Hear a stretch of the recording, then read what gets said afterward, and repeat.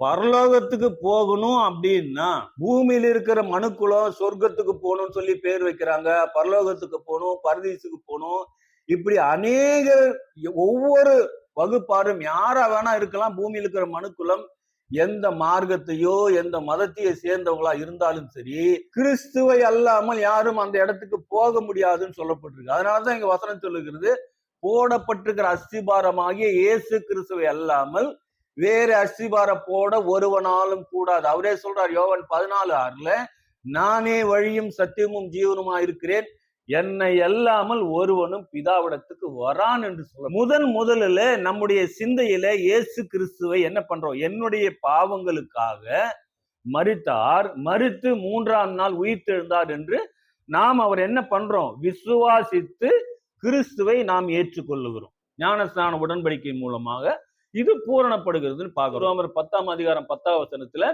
நீதி உண்டாக இருதயத்தில் விசுவாசிக்கப்படும், ரட்சிப்பு உண்டாக வாயினால் அறிக்கை பண்ணப்படும்.